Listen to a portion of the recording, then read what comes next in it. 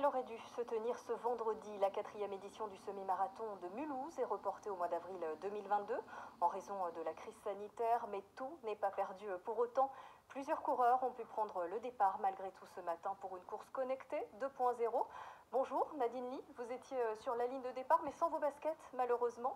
À quoi ça ressemble une course connectée ?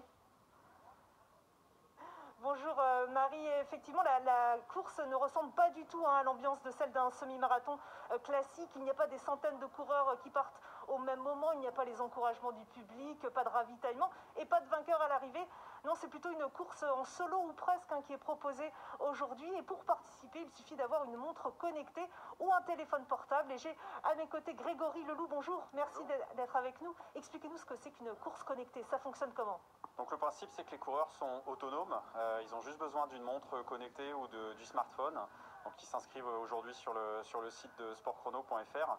Et à partir de là, on leur donne les instructions. Ils ont juste un petit code à rentrer sur le téléphone ou directement via leur montre. Ils courent.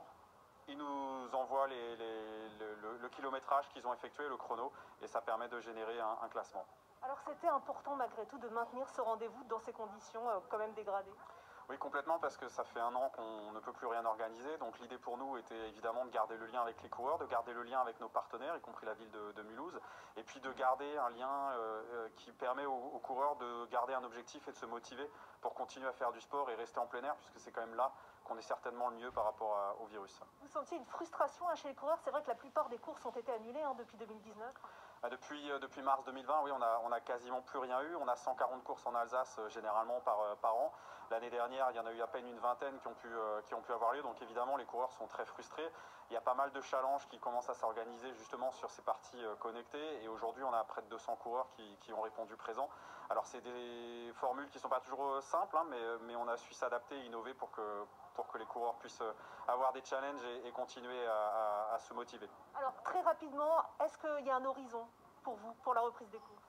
Aujourd'hui, on travaille avec un collectif qui s'appelle le CESO, qui est en contact permanent avec le ministère des Sports. Nous-mêmes, on a eu des contacts réguliers depuis le mois d'octobre l'année dernière. On a du mal à avoir des perspectives. L'intervention... Merci, je dois vous couper, on a déjà fini. Donc on sent que c'est assez compliqué. En tout cas, il y a cette course. On peut participer encore dimanche et lundi à cette course connectée, le semi-marathon de Mulhouse. Merci beaucoup Nadine.